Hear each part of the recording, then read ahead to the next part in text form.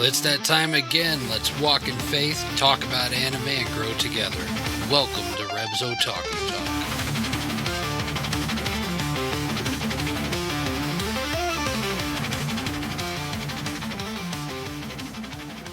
Hey Otaku family, welcome back to Reb's Otaku Talk, the podcast where faith and fandom collide. I'm your host Rev, and with me are my co-host K2. Howdy, howdy. And Raver Mom. Hello. And this is Season 3, the Character of Characters. In this season, we'll be taking a deep dive into the hearts, minds, and moral journeys of some of the most unforgettable characters in anime. This season, we're going beyond the battles, beyond the art, and beyond the hype.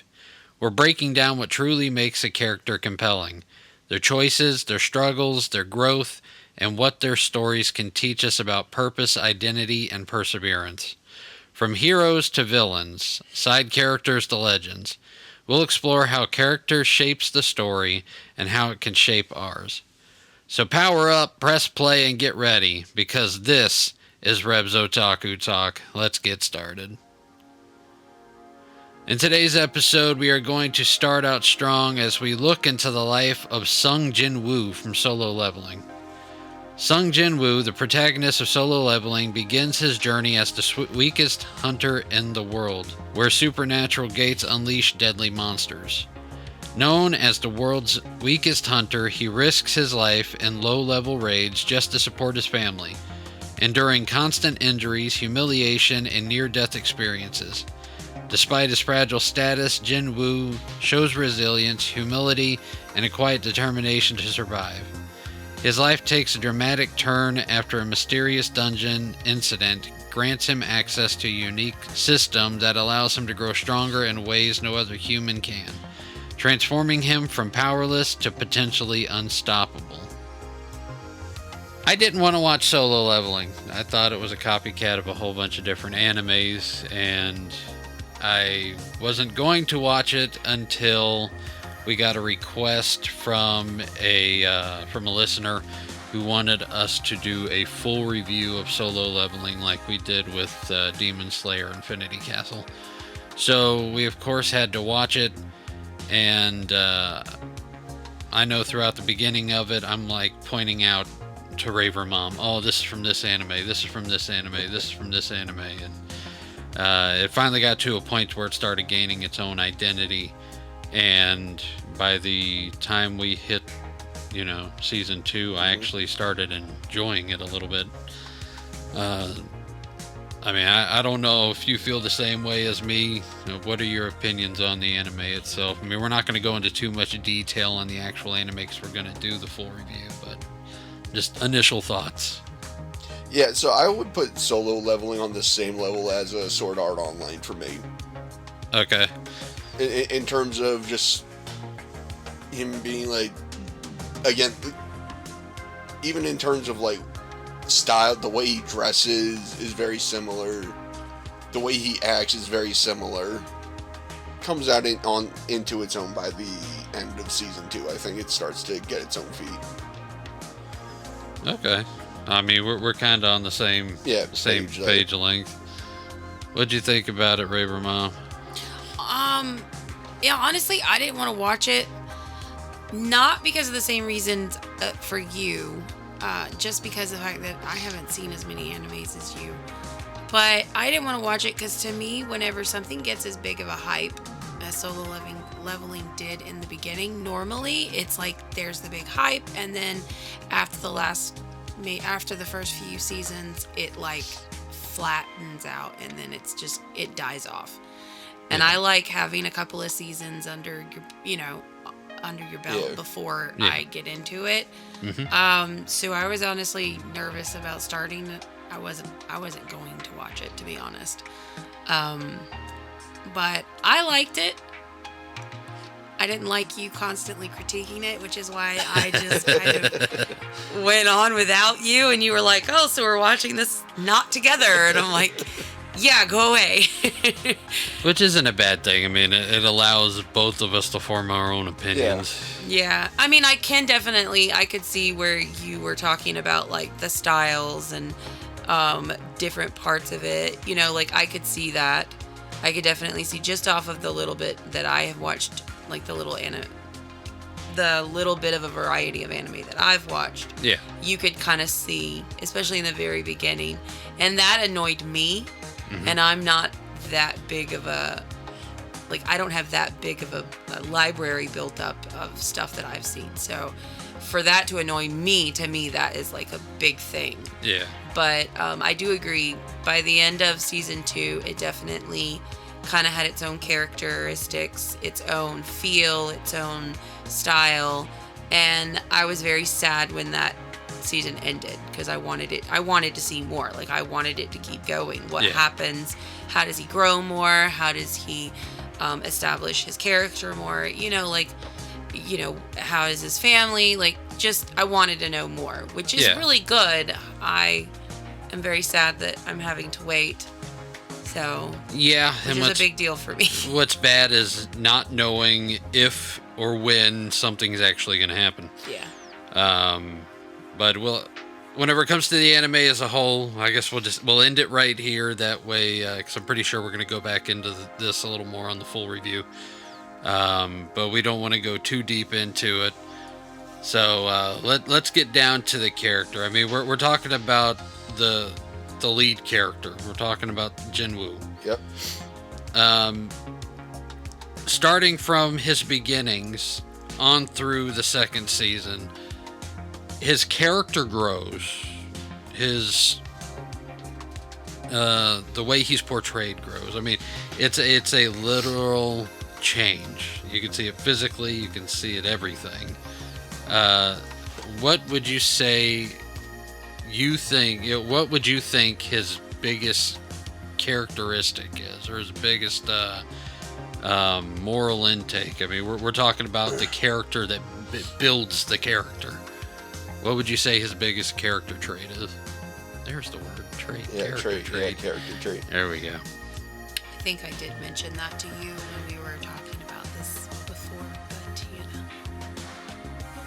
Patting yourself on the back. Huh? No, in my class, our Bible program talks about different character traits of God and how we can establish it and push it, put it into our lives and stuff like that. I do remember you mentioning something about that now. Yeah. Yes.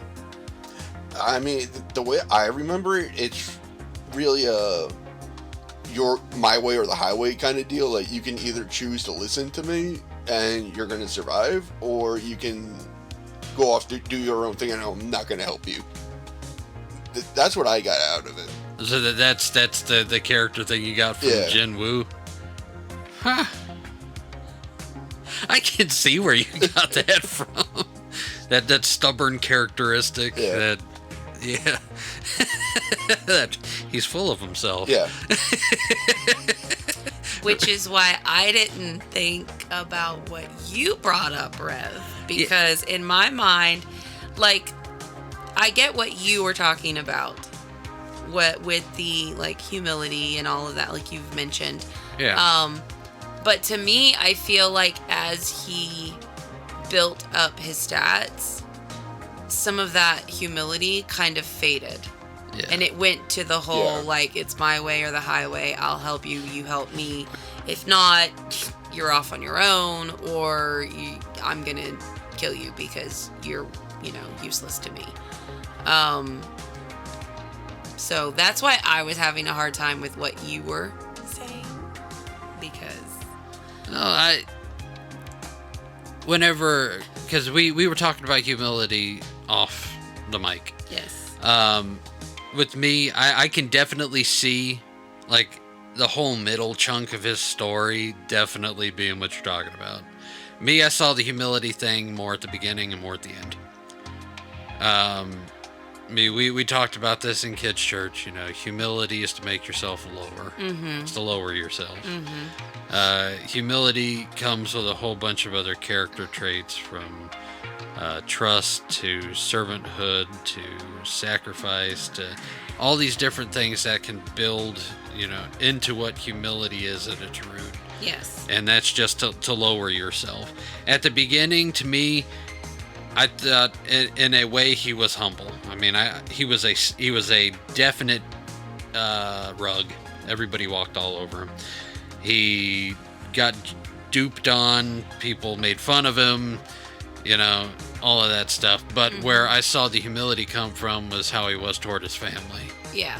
He was willing to put himself into danger, and he was willing to accept that and all the injuries and hospital visits, and he still kept going back, even if it was for chump change to take care of his family. Not really humble in his work field, but when it came to his family life, definitely humble. And then at the end, you know, that final battle where he just all of a sudden arrives and steps up.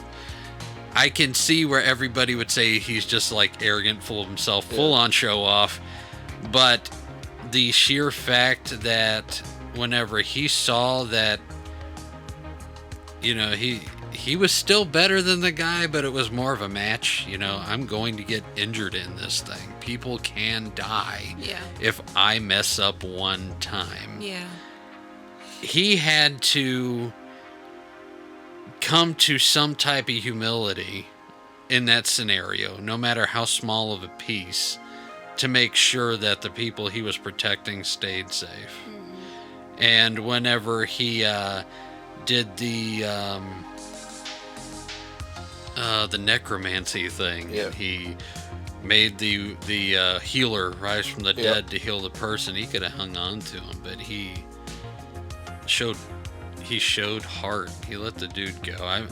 I don't know if I would put that as humble. I think that comes to a different character trait. Honestly, throughout what you were talking about, I feel like he's selfless in a lot of, and I guess that could tie into being humble too, because I feel like whenever he needed to be, he you know, my way or the highway. Yeah. But when it came to those people that were in need, to me, it was like he was very selfless in that. Like whenever, I don't remember, I think it was the first Red Gate he went in, and it was in the winter with the elves or something like that. Oh, that one where they went through and then it turned red? Yeah, and it turned into like the wintry kind of thing, and he was, oh my gosh, I can't remember all the details. But anyways, on that one, like, he was put off into this lesser of a group out of the whole group. Yeah. And he told them, okay, like, these people that were with him, that followed him, one of them chose to follow him. And she, you know, between her and I think it was like 2 other people that he got stuck with, he took care of them. Yeah. He was a very caring, when it came to the lesser. Yes. Of course, when it was the more aggressive or the more prideful people, it was my way or the highway. But when it came to the ones that, like his mom and his sister, like, there was always that caring personality that came out no matter what was going on. Even when he was in the dungeon, oh my gosh, that one gate where he went, it was like hell, so to speak. Oh, you're talking about like the tower, or with the wolves and all of that. Where he was going to the levels of hell. The one girl that he came up against, you know, and he befriended her. Yeah. Like, she tried killing him, and he befriended her, and then saved her from some other person. You know, like. Well, it was more she realized who he was, right? Like who he killed, and pledged her servitude to him. Right, but he could have easily have killed her. Yes. Because initially they were enemies. But he saw, after all of that, like her revelation or whatever. And I don't know. That's why I was like, humble, I kind of get, but then he kind of got really pompous and prideful. But I feel like even underneath that, when it came to the lesser, whether they were weak or whether they were smaller or they were, what was it, like the what was the E rank? Was it E rank? Yeah. E rank, you know, because that one girl was an E rank. Yeah. And he kind of took her under his wing. And so I saw more of like a caring characteristic or character trait than humble. But. So honestly, that just makes him sound like a regular guy. Well, I mean. And he acted like a dad. Which could very well be why people like the show so much, because he's got a little bit, I mean, he shows his prideful side, and he could be a jerk, and then at the same time, he takes care of people that need it. Yeah, I mean, it's a character that becomes relatable. Yes. I mean, Yeah. maybe not to a point of, we can see this magic window in front of our face and we can hide stuff there, but it's It's more I mean, realistic. it's real human issues, Yeah. what you go up against. Yeah. I read a story and came across this genre that was called a fractured fairy tale. So it was kind of like the fairy tale, but it was taken in a whole nother route. Mm-hmm. And that's what kind of came to mind about Solo Leveling. Like it's fantasy, but it's kind of fractured at the same time. Like it's got the magic and the monsters and everything. Yeah. So that fractured fantasy, I guess, if you want to put a label on it. I gotcha. Well, K2, you were a polar opposite of the humble thing, and Yeah. Raver Mom, she sees both sides, and I'm kind of loving it. Okay, McDonald's. Ba-da-ba-ba-ba. But I mean, elaborate a little bit more about what you think, man. I mean, like I said, I can see what you're talking about, but this whole thing is about the different characters that we have inside. We are all, we have different characteristics within ourselves. We have different character traits. And so the cool thing about the season is I don't think anything we say is going to be wrong at all. No. But there's the cool thing about this is there's multiple sides to characters. Yep. So, I mean, elaborate a little bit more about what you saw. I'm trying to remember where I saw it from. Let's see. Yeah, the big scene that really sticks out for me is the one where they go into the snow gate and it turns red and they split up. There was just something about like the way he acted in that one that really like turned me off from him. Like turn me off is not the right word. That scene that scene just I didn't see him as like a hero. Maybe an anti-hero would be better for him, but Okay. not as a protagonist hero. Gotcha. Instead of seeing him more as a hero, you saw him more of a mercenary. Yeah. Okay. I mean that makes sense. I mean, the attitude that he had whenever he started leveling up was, let's get in there, let's kill some monsters, let's get out, which is a very mercenary mentality. And most mercenaries that you see in movies or that you hear about throughout history, they are very my way or the highway. Let's get in, get this done, get out. I'm coming in here on breakfast. I want to get back home for dinner type deal. Yeah. And they're very commanding. Yeah. And I can definitely see where he was taking command like that. And I can see where that would make his character less intriguing and more off-putting. Yeah. Because he was a bit of a jerk. Yep. I mean, again, from the point of view of the people who were on his team, like we were talking about, they saw him as a caring guy. Yeah. To everybody else, he was a jerk. Yeah. And the way he acted toward people was different. I mean, one moment he's, oh, hey, how you doing? The next moment, you're gonna because die. all he does is, if they're useful to him, he'll be buddy with them. If they're not useful to him, he just tosses them to the side. Yeah. That's... It's not cool. Yeah. I mean, I get it. It's definitely a messed up situation. Now we're talking about his start. We're talking about the beginning and how he has almost like a split characteristic to him. Do you think his character changed by the end of season 2? Do you see any like real change or building on either side? Not from season 2. Not really. No. What do you think, Raver Mom? No. What do you mean? Like, do you think he got worse, better? Is that Yeah. what you're Do you asking? think he became more humble? Do you think he became more commanding? Do you think he became something else entirely?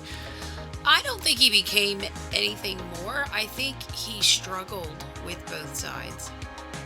Okay. Like I feel like there were times where he, like, not really like a big struggle, just like he had to choose whether or not to help or let me just kill everybody. Like I feel like you could definitely tell there were many battles in his head of trying to decide what to do, and this would, even like with the like you said, not the necromancer, the healer. Yeah. Like the one, like the friend of the guy was like he wouldn't want that. Like I feel like at that moment before, like it was almost like he wanted to keep him, because if I'm not mistaken, he even said that this guy would have been, or at one point in the season, he made a comment about how having that guy as one of his minions would have benefited him. Yeah. So I feel like there were like many battles of him. Do you know what I mean? Like trying to decide whether or not to choose like the good decision versus the more prideful decision. Well, with that decision, honestly, I don't think that if the guy's friend was there, I think if he was absent or already dead, he would have kept him. I do too. That's what I'm saying. Yeah. Like I feel like there's as he progressed, those battles became harder for him. Like those kinds of battles, like the battle of what decision to make. Yeah. Versus, I shouldn't, like battling actual people and stuff. Yeah. So I mean, internal struggle. There it is, internal struggle. Is because he benefited. I mean, his stats would go up, he would get prizes, and that he craved that. It almost became like the prizes and stuff became like his addiction. Yeah, I mean, power is addicting. Yep. We see that all over the news and all over social media. People get power hungry. Yeah. A lot of times that's their downfall. Yep. And the sheer fact that he listened to the guy's friend and he agreed to let him go. He listened to the story and what the guy had to say, and even the guy said, I know that he could be a real plus for you.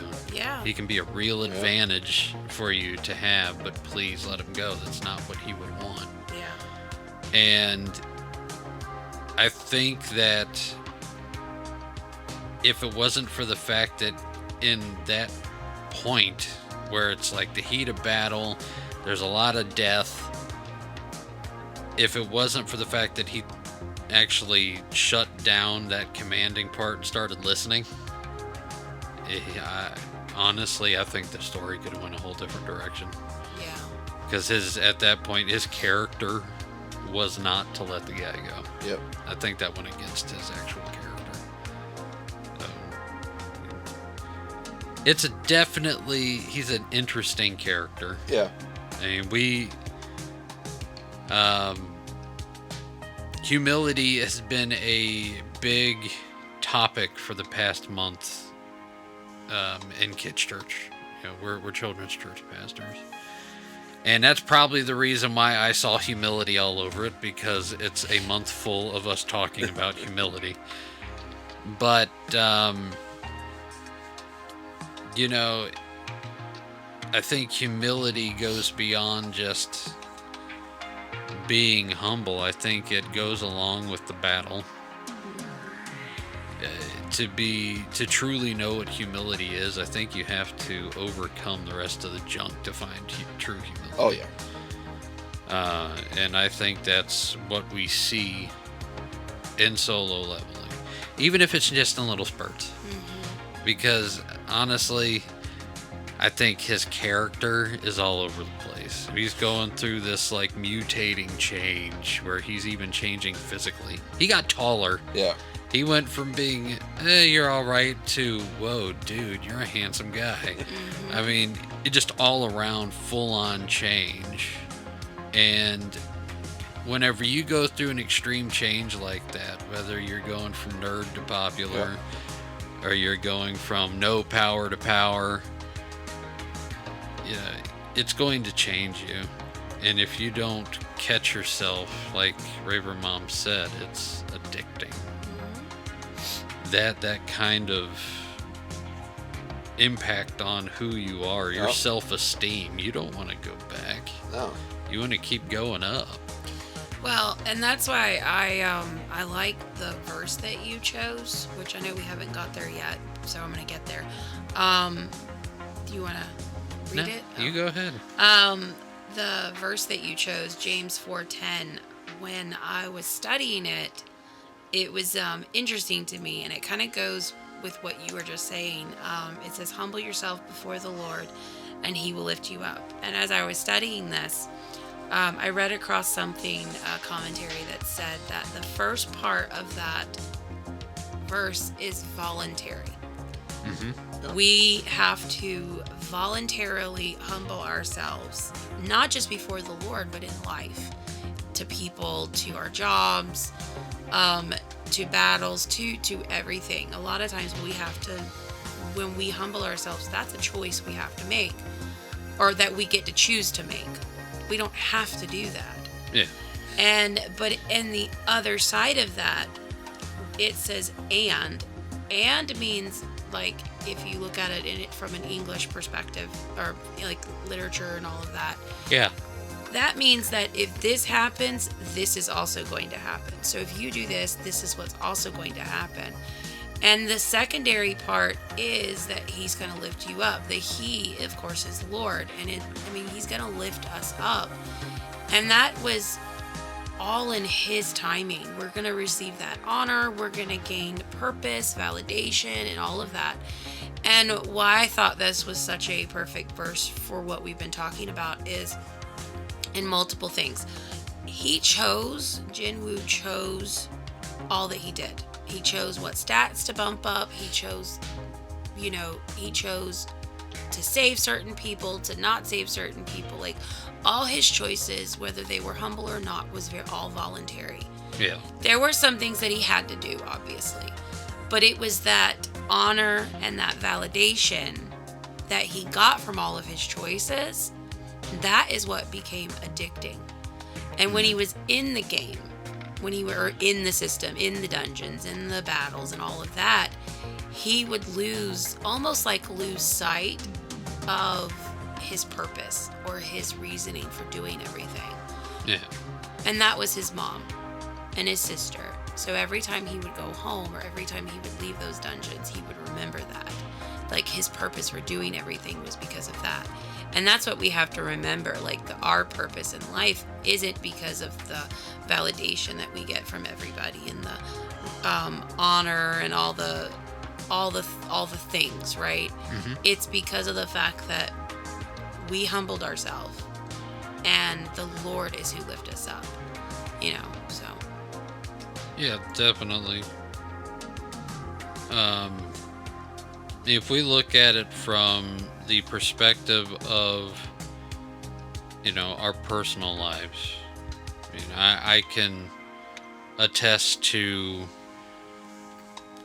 being in the same type of struggle. From being a short, tubby kid who got bullied all the time, growing into my weight, and then all of a sudden I have this influx of friends who I thought were, friends. Some of them, I could see that they were truly friends. The grand majority, I could see that they were fake. Yeah. And it was a massive struggle to hang on to all of that stuff. And I had to do a lot of things that I'm not proud of to hold on to it. Yeah. And I basically became the thing that I hated the most. I became like those people who used to make fun of me. And whenever I lost it, at that point, it was me seeing that, my pride was my downfall. And I never wanted to go back to doing that. I didn't want to be that person anymore. And honestly, throughout our marriage, because that's pretty much where our relationship started, was whenever I was at that point. I think together we kept each other at that humble point. Whenever we started getting puffed up, we knocked each other back an inch. And what we have gotten out of life is so much more than what I would have had if I would have stayed going the direction I was going. If God wouldn't have put you in my life to help me stay accountable for my pride, I wouldn't be here. I'd be doing something probably stupid. He's going sappy, K2. Yeah. Hey, you guys said you wanted an opportunity to be sappy. I'm giving you the opportunity to be sappy right now. I don't know when I said that. It's your but okay. opportunity. Let's see. Season 2, episode 25. Oh, you didn't tell us that we were getting sappy. You should have let us know so we could prepare for something. Should give us an opportunity to be sappy. Go ahead. Here's your I opportunity. didn't say that. Hold on. I didn't say that. Okay, K2. K2 said that. Correction, sir. Have you Way to guys... throw me under the bus. Absolutely. I mean, have either of you had to deal with having to humble yourselves?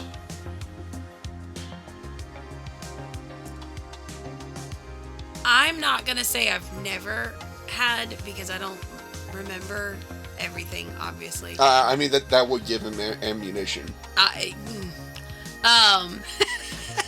But I will say that there were times that I was humbled. Okay.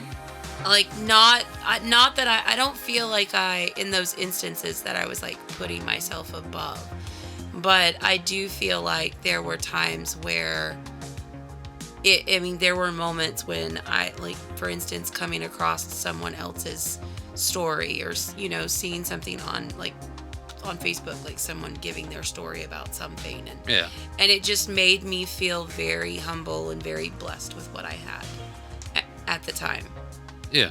And so, I'm sure you've humbled me quite a lot too, but it's just in those moments where it just, that I do get a little sappy, because then I get all like, aw, and I remember where we've come from, or where I've come from, and how far I've come, and just as in my personal walk with God, or just my personal growth, or anything like that. And it's like, wow. Watch out, K2. She's going to start getting in her feels. I'm not getting in my feels. I got in my feels earlier today. My goodness. But, yeah, so. All right. I'm sure you have a story or two that can fill in for me.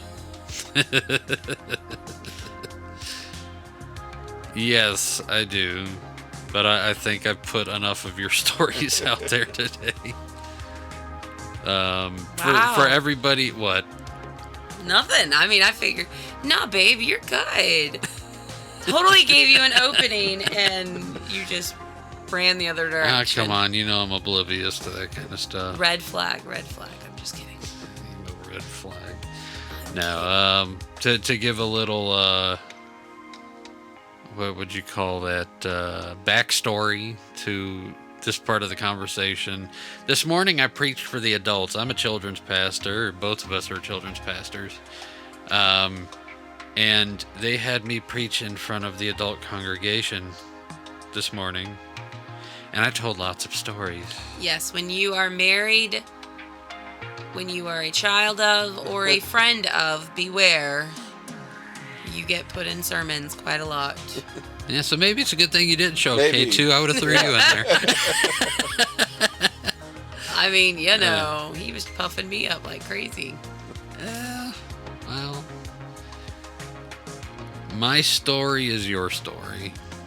So there's not really much I can tell story-wise without you showing up in it. Yeah. Unless I go before you, and that's mostly, this is where I came from. And thank God I'm not there anymore. Lost too many cars. Insert Speed Racer theme song here. Yes. My dream car, the Mach 5. If anybody wants to donate between $80,000 to $100,000 for me to buy the Mach 5, let me know. We'll get a hold of Mark down at Gotham Garage, and he can build the Mach 5, seeing he's the only person in the world who's licensed to do it. So yeah, just putting that out there. If you want to give me that much money to build a car, just hit me up. And nobody hits me up. You don't need another vehicle. Hey, I would not deny that vehicle. I wouldn't either, but you know. Just saying. All right. We anything to add, K2? Nope. Anything to add, Raver Mom? No, I think we've added enough. We've added enough. Okay. So, a couple of questions. I think both of these are more on the fun side. If you had a status screen that popped up that only you could see, and you could store stuff in its data banks, what kind of things would you store in it? Huh? You know how he had the screen that popped up in his face and you could see his stats, but then he had like this storage thing where he could pull almost stuff like out his of it. bank or something like that. Yeah, if you had something like that, what would you store inside of it? Coffee. Coffee? Energy drinks. Chocolate. So we're assuming that it's refrigerated. I'm hoping. No, what I would store is probably an invisible cloak.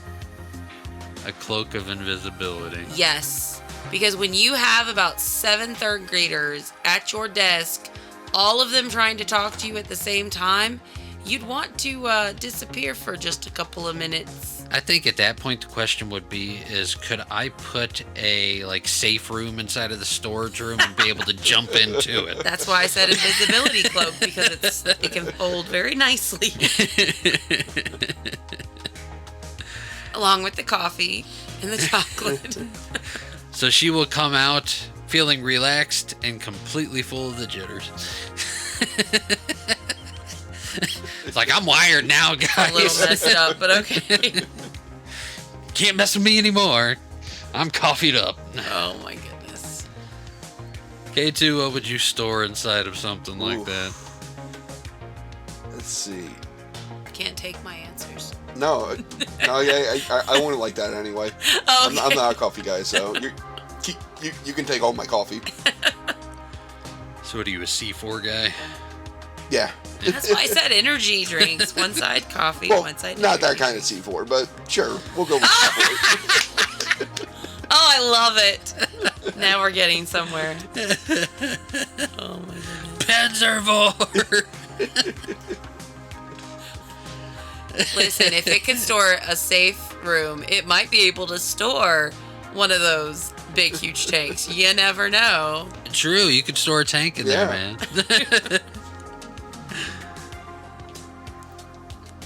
I think that's his answer. I think, yeah. Your we'll go answer with that is a tank. is Yeah. weapons and tanks. Is weapons and tanks. Yep.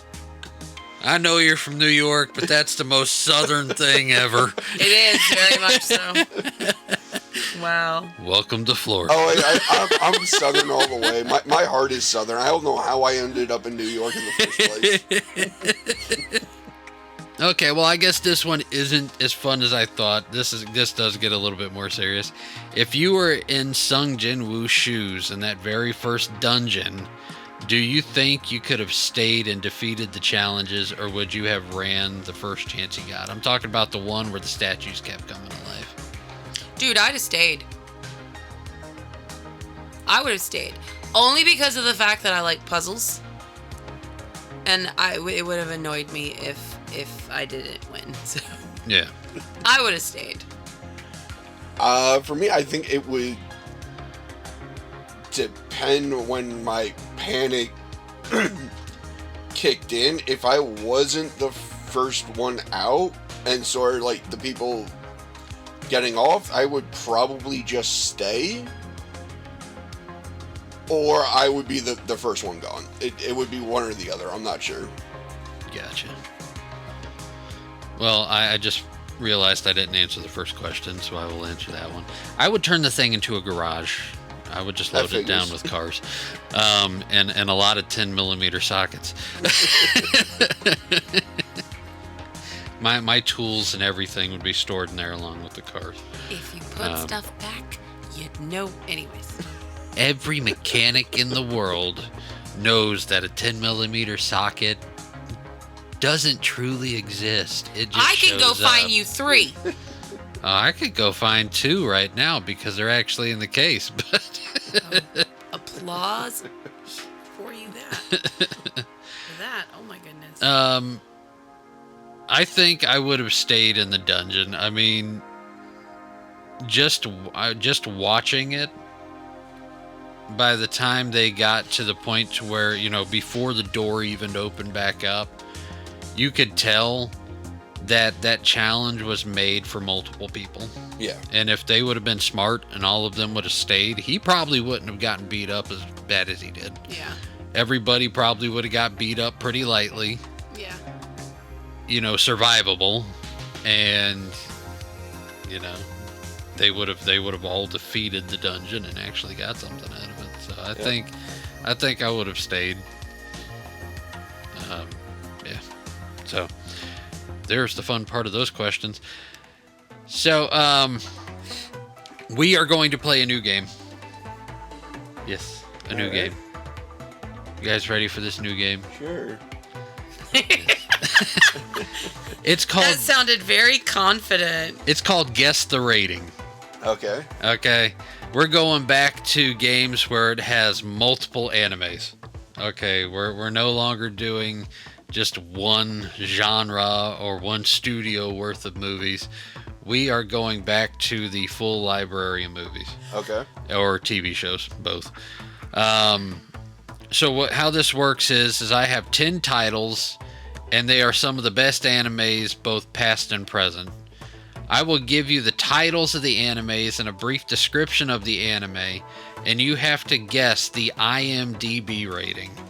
The IMDb rating does a 0 to 10 rating, just like we do here on Rev's Otaku Talk. And yes, they do partial number ratings. So they do like 0.1, 0.2, 0.3. The person who guesses the closest to the rating wins the point. Mm-hmm. Okay? You guys understand? Yep. Okay. As long as you understand. Just to be clear, these aren't our ratings. This is coming from IMDb. This is IMDb. So this doesn't reflect us at all. No, doesn't reflect us at all. I went on to IMDb and I looked up all the ratings and I wrote them. I just want to make sure that's a disclaimer for everybody. Yes. No, I'm not the one who said to give these ratings to these animes, because I'm pretty sure that we're harsher with our ratings than IMDb is. Because some of these, I wouldn't have rated this high. Sorry. So some of these you may know, some of them you may not know. Some of them you may know just by how popular they are, or if you hear a lot of people talking about them, or they're a lot on social media. You don't really have to watch these to guess the rating, which is the cool part about it. Yep. It does help to know a little bit, but you don't have to. So I'll go with the first. The first anime is Full Metal Alchemist Brotherhood. It is a story of two brothers who search for the Philosopher's Stone after an attempt to revive their deceased mother goes awry and leaves them in damaged physical forms. It is best known for its masterful storytelling, emotional depth, and near perfect pacing. Just to clarify, you said Brotherhood, right? Brotherhood, yeah. I haven't watched it yet. 9.5? Okay. 7.5? It was rated a 9.1. So K2, you get the point for that one.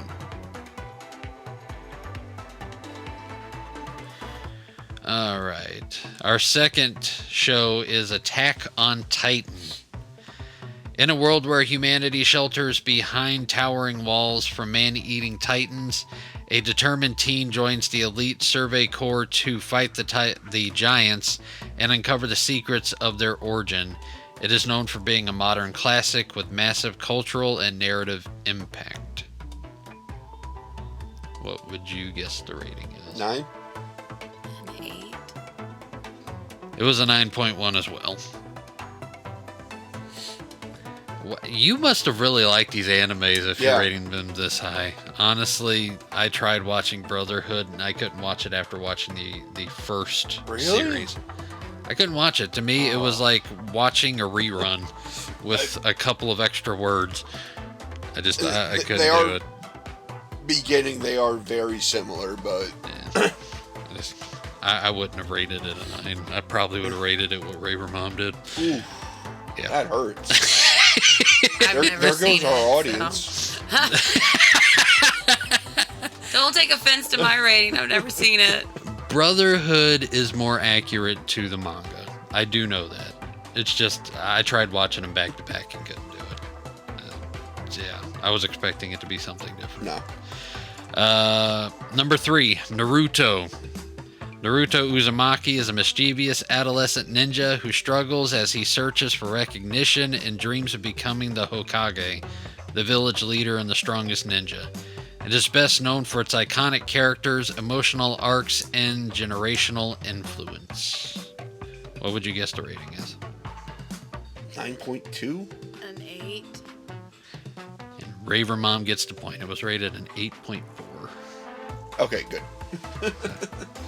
I was just assuming it was going to be another high number, so I'm like, let me just throw that out there. It's okay. There's one where I am expecting you guys to rate it high, but you will be shocked at what it's rated.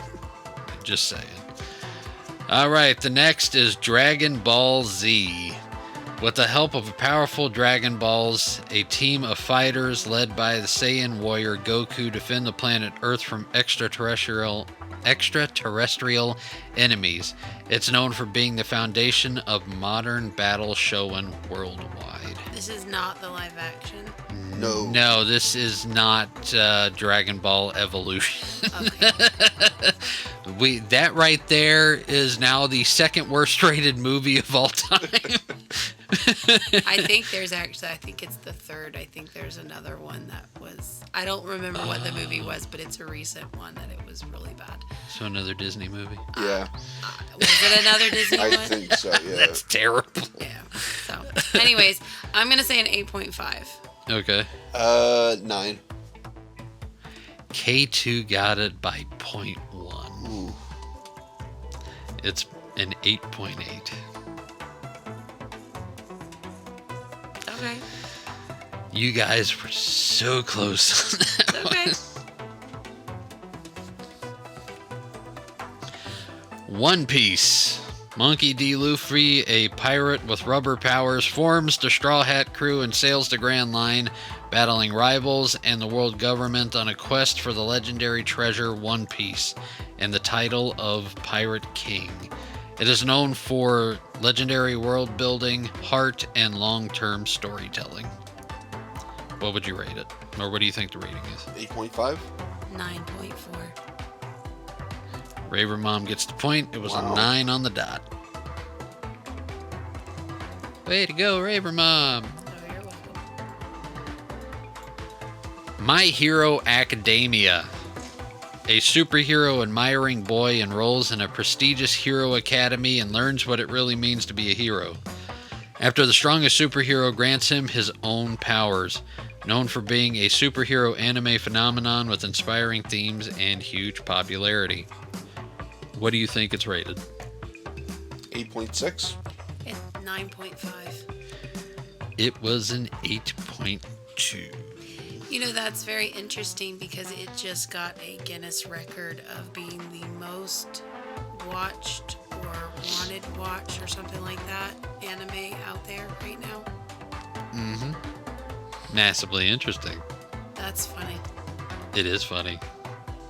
Seeing as you would think that One Piece would take that title. Yeah. Yeah. Especially with that those rate. Wow. Yeah, it's pretty crazy.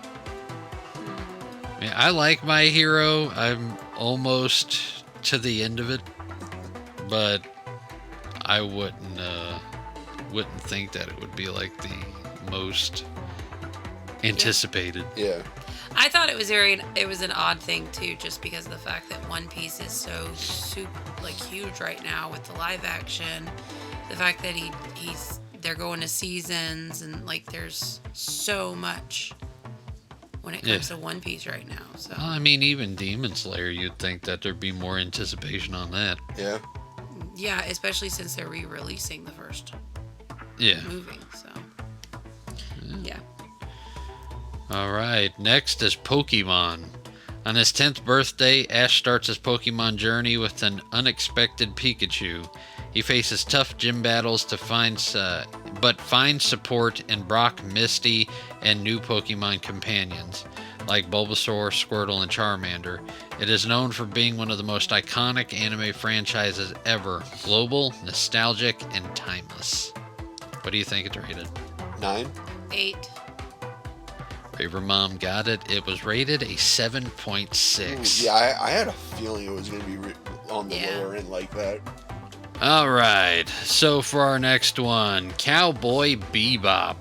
The futuristic misadventures and tragedies of an easygoing bounty hunter and his partners, known for being stylish, mature, and unforgettable. A genre-defining classic. What do you think the rating is? 9.8. 7. K2 got it by almost a point. Really? It was It's an that low? 8.9. Really? Yeah. It was an 8.9. Wow. You'd think it would be higher. I would have thought it would have been higher. Yeah. Nope, it wasn't. This is one that I haven't seen before. It's one that I want to watch, and it's one that I've heard a lot of good things about. So I put it on here out of my own curiosity. Neon Genesis Evangelion. In a post-cataclysmic adventure, reluctant team Shinji Ikari is called by his estranged father to pilot an Evangelion for Nerve, humanity's last defense against invading angels threaten Tokyo 3. Now, it is known for being deeply psychological, symbolic, and highly influential. What do you think it's rated?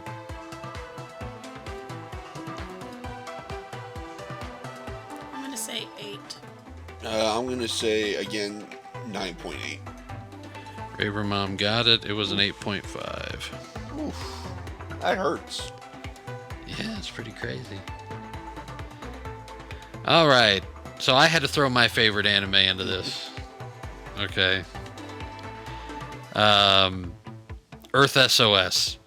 While deranged alien forces prepare a fleet of flying saucers for the invasion of all invasions, teen geniuses Penny Carter and Billy Kimura join forces with a clandestine secret alliance to save humanity from the extraterrestrial helmet worms and their tentacles of doom, known for being sci-fi awesomeness with a very nostalgic radio feel.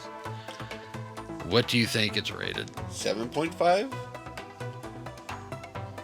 An 8.5. Don't let this reflect on my taste in anime. It was rated a 5.5. I can see that. I said my number because I didn't want to make you feel too bad. IMDb already made me feel bad. I got nothing. You sure?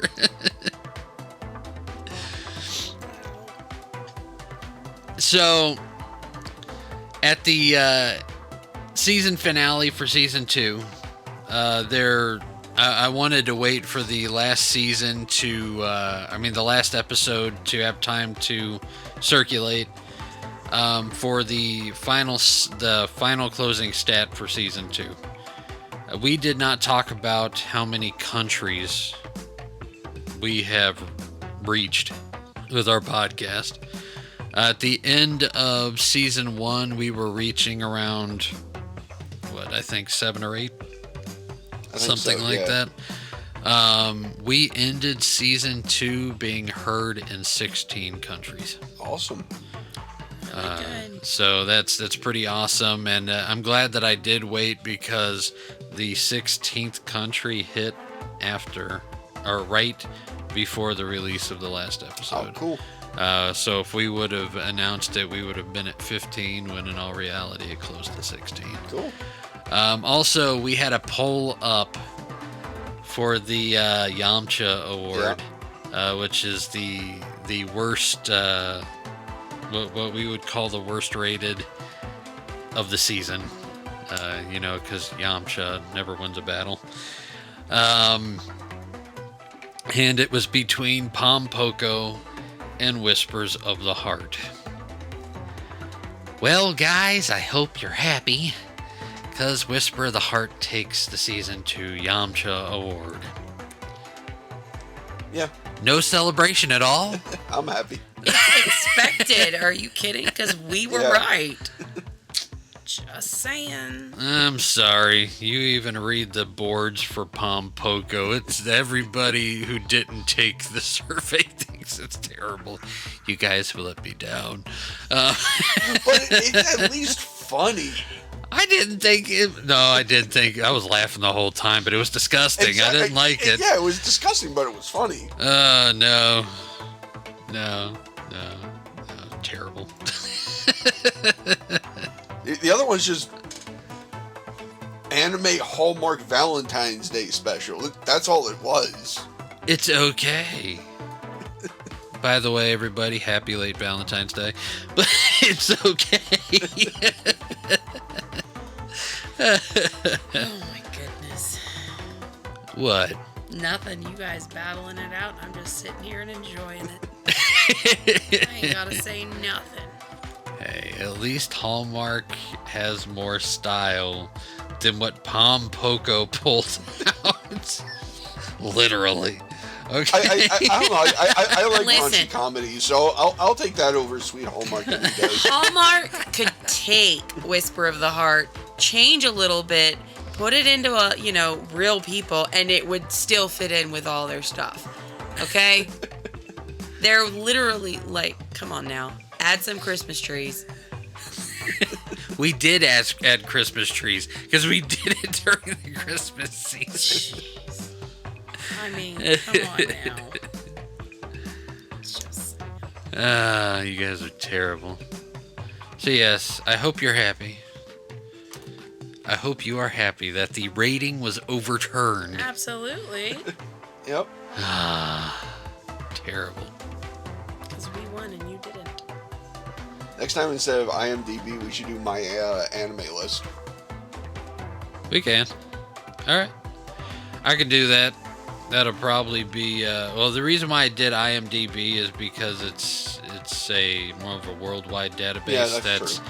Also attached to the actors. With IMDb, the actors, the producers, the directors, all of them get critiqued, as well as each individual episode. Okay. And then they take the individual episode information and they compile the individual episode information into the big rating for the overall show. Okay. Which is the reason why I went with IMDb, because you have you have like my movie database and stuff like that also does it, and then you have something like my anime list. But the reason why I selected IMDb is because of the fact that it's a culmination of individual episode ratings. Okay. That makes more sense then. I mean, it's pretty cool because I'm doing a personal server for home, and basically taking our TV shows and movies and stuff and making our own, almost like Netflix. Yeah, Plex is good for that. Yeah, we're using Jellyfin. Okay. Which I like the build, the build quality and simplicity of Jellyfin. Okay. Just because of the fact that I can add my own backdrops and stuff like that. I can add my own ratings, and what's cool about it is it pulls the metadata from your DVDs and stuff like that, and it'll put the rating that it was given, but then it has a section where you can put your own parental rating next to it. And the reason why we're building it is because some of the junk that is showing up on these streaming platforms, we get a little nervous of what the kids are watching, every, here and there. So we figured we build our own, and then we don't have to worry about the kids are watching. But I found that out, just to say that that's how I found out about IMDb. Okay. Because doing our seasons of the different shows that we have and the different animes that we have, each individual episode had a different rating. And then to look and see how they actually did it. I mean, there's a TV show that's rated a 9, but then you're looking at the individual episodes and there's like a 7, an 8, an 8.5, an 8.3, a 5, and it culminates into that eventual 9, so I thought it was pretty cool the way their rating system was. I thought it would be a little more accurate.